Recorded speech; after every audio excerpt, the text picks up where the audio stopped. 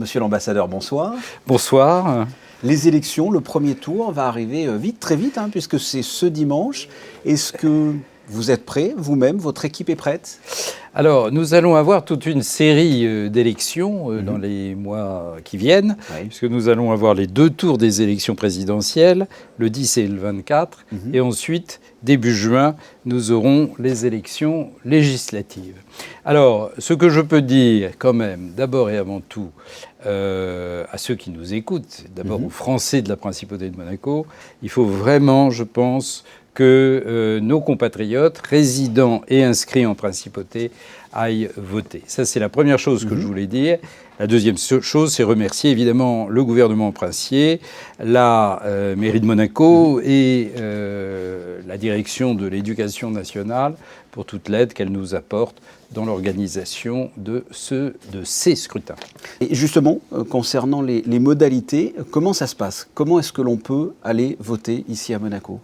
Donc, au lieu du vote, c'est-à-dire à l'école Saint-Charles, il faut venir, évidemment, d'abord avec un papier d'identité, une pièce d'identité. Et cette pièce d'identité, c'est soit la carte nationale d'identité, soit le passeport, soit en cours de validité ou même périmé, soit un document d'identité français, soit la carte consulaire en cours de validité. Par contre, les documents d'identité monégasques, y compris la carte de séjour, ne suffisent pas.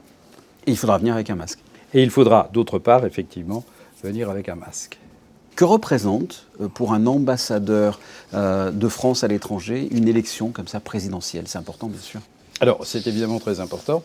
C'est très important pour la communauté nationale française. C'est très important pour, je dirais, la France en général, les Français en particulier, et en particulier les Français de l'étranger. C'est pour ça que ces Français de l'étranger, qui sont quelquefois un petit peu plus éloignés de la métropole, alors c'est pas tellement le cas à Monaco, mais où on est quand même très proche de la France et avec beaucoup de liens, mais ils votent un petit peu moins, ils se sentent moins impliqués.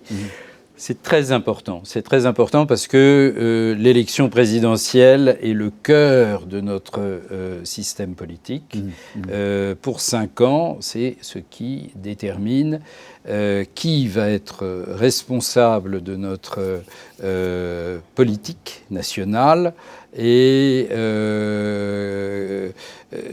qui va, en quelque sorte, aider la France à traverser cette période extrêmement difficile, à la fois suite de la pandémie, la guerre en Ukraine, que nous traversons. Donc je pense que c'est très important pour les Français de voter. Je crois qu'on dit toujours on a le droit de vote, mais ce n'est pas seulement un droit, c'est un devoir. Absolument.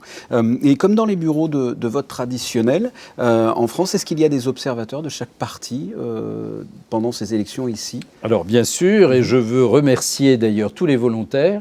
Nous en avons encore besoin aussi pour dépouiller les bulletins, parce que notre procédure en France, qui n'a pas changé pour ces élections de 2022, est une procédure très formaliste, et nous avons besoin d'énormément de monde qui vient nous aider, en quelque sorte, à surveiller le bon déroulement du scrutin, et ensuite à dépouiller les bulletins pour avoir assez rapidement dans la soirée le résultat des différents tours d'élection.